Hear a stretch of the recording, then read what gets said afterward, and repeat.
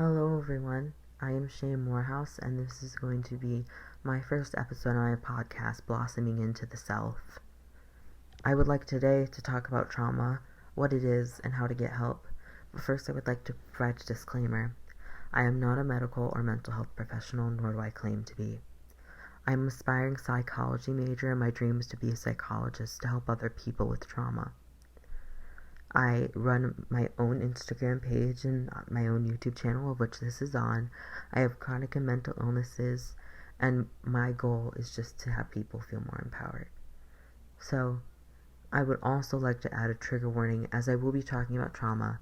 This will include very triggering topics that can be upsetting, as it includes children, veterans, marginalized groups such as women, and many more upsetting events which I will get into, but I will not want to trigger someone now. First, what is trauma? Trauma is defined as an emotional response to a terrible event by the American Psychological Association. It is so prevalent, 70% of adults in the US have experienced at least one traumatic event in their lifetime. Me, as many others, think that this is way too high. Many stereotypes are out there for who can endure trauma and who should really be affected by PTSD, as if trauma is something that is easily boxed in. Some people may think others are over-exaggerating, or the people who only more extreme traumas, also known as big or capital T traumas, opposed to small or lowercase t traumas, are valid for suffering. However, all suffering is valid, and what may be traumatic to one person may not be to another. Either way, all people should know that there are ways to get help and people to support them. Trauma can have long-lasting effects mentally and physically, especially when someone feels shame internally as well as externally by their environment. That can lead to repression on a conscious and or subconscious level, which does not deal with the trauma experienced, making it harder to heal later on. While small t traumas will not result in the development of a disorder like PTSD or complex PTSD, which is the recurrent traumas of extreme trauma, such as childhood trauma, they can also cause other disorders like anxiety, depression, and more.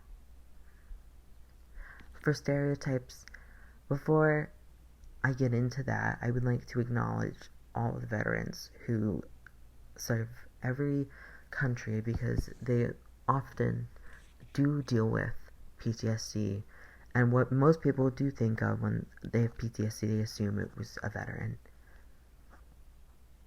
Anyone who's experienced trauma is 15 times more likely to commit suicide. However, veterans, every 80 minutes, one veteran commits suicide. Veterans take up 7% of the population, yet they take up 20% of all suicides. In all of these statistics is too high.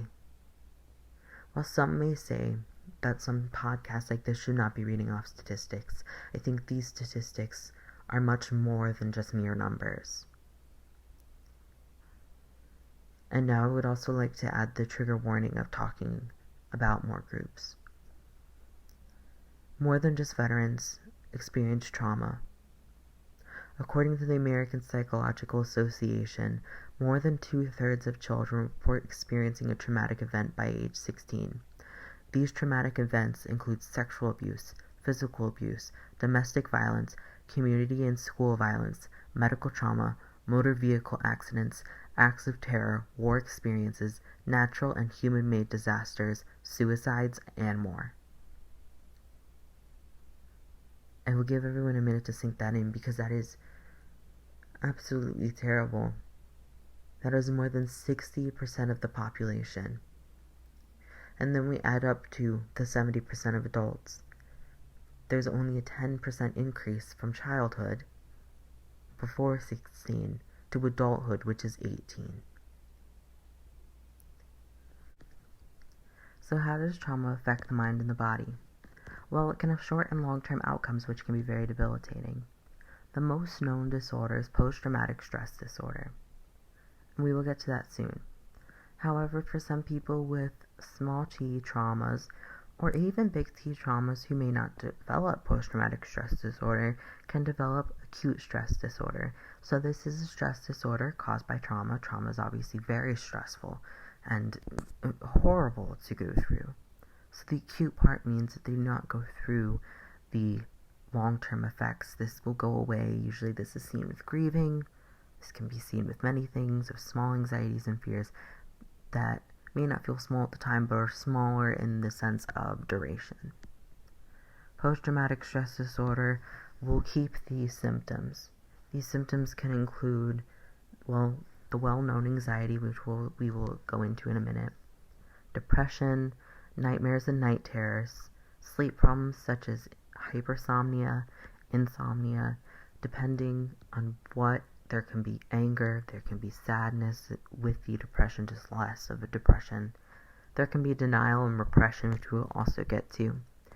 There can be huge mood swings, and for some, depending on if there is manipulation, guilt, and unfortunately a lot of times in sexual assault cases, there can be shame. Unfortunately, with people with anxiety, some people think that you can just get over this, and that is far from true with the fact that it's just an easy fix. However, with time, people can learn how to get over it. For some,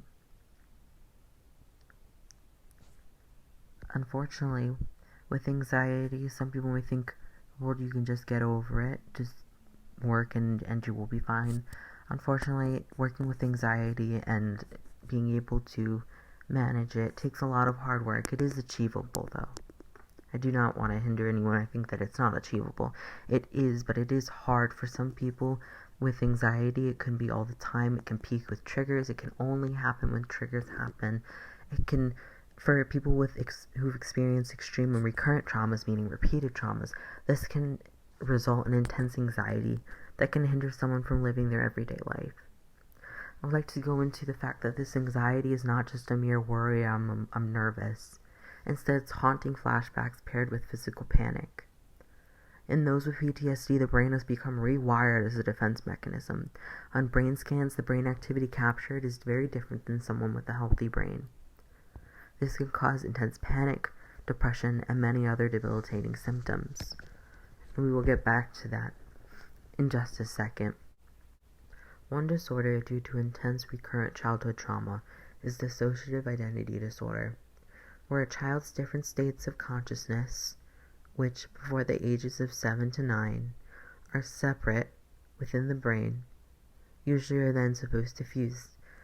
But in these situations, they are separated by amnesia, which is memory loss, to protect the child while they experience these traumas as well as after the fact. This results in many altered states of consciousness and an identity, and these altered states can continue to develop later on as someone may experience more stress and more trauma who live with this disorder. These disorders are often very misunderstood. Dissociative identity disorder used to be called multiple personality disorder. However, the name was changed in the 90s due to the fact that it's not a personality disorder. It is a trauma-based disorder, that it does cause dissociation and different states of identity. People who have experienced horrible traumas are forced to live in a world full of stigmatizations towards them, as well as if they have not been through enough. No one is exempt from trauma. Trauma can occur in anyone's life, and no one is immune to experiencing horrible traumatic events. People living with trauma-related disorders look like any other person. In addition to mental disorders and illnesses caused by trauma, many people who've experienced trauma have physical ailments due to the extreme stress trauma can cause, such as gastrointestinal issues, dizziness, fatigue, insomnia, hypersomnia, chronic pain, and so much more. According to the National Council for Behavioral Health, there is a direct correlation between trauma and physical health conditions such as diabetes, COPD, heart disease, cancer, and high blood pressure. These are very harmful physical illnesses by themselves, so we can see how potent trauma is on the mind and the body. Unfortunately, due to these things, trauma can be very hard to discover. For many people who have experienced childhood traumas, they may even experience repression, such as those with dissociative identity disorder. Those who have experienced sexual assault, rape, have been in abusive relationships, may feel that that's the only love that they will ever get. This is not something that doesn't affect people. This is not something that you can say you've not known anyone with. Unfortunately, most people will experience some sort of trauma. But the good thing is that there are ways to get help. So, what can someone who's experienced trauma do to get help? What can you as a friend or family member do to support them? First, as a friend or family member, you have to give them your support. It is truly that simple. We live in a world where people will not want to be there for each other. So be there, be patient, and show them your unconditional love. You may find it difficult to see your loved one hurting, and while you cannot do anything to stop their pain, you can always make a difference by just letting them know that you are there to support them. For someone who's experienced trauma, getting help may seem daunting, but it is achievable. There are many different types of therapies out there for trauma processing and healing. Some examples include eye movement desensitization reprocessing, cognitive behavioral therapy, talk therapy, exposure therapy, group therapy, hypnotherapy, and much more. Getting help is essential to healing. Please know that you are not alone. Encourage your loved one to seek help or get guidance.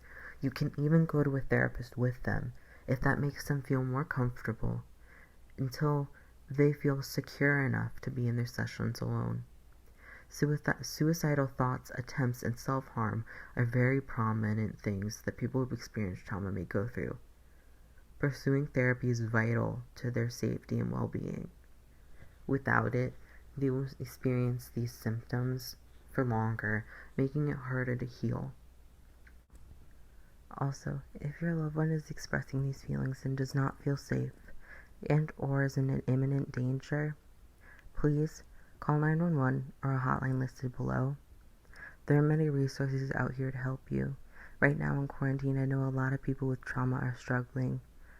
The access to mental health help is very limited based off of being online, but it is there. And therapists now are going back into their offices slowly but surely. You are not alone. While trauma can be so individualized, there's people who've gone through similar experiences. Some people who want to know their other people will go into group therapy. If that's not for you, there is always one-on-one therapy. You will be okay and there is hope.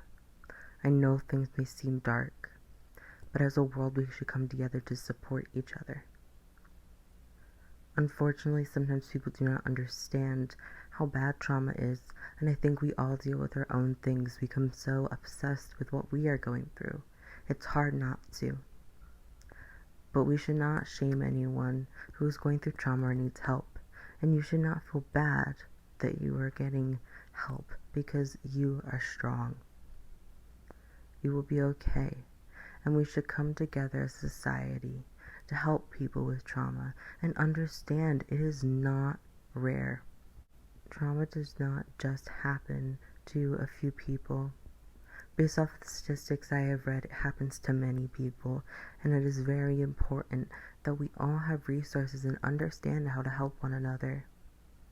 7 out of 10 is 70%.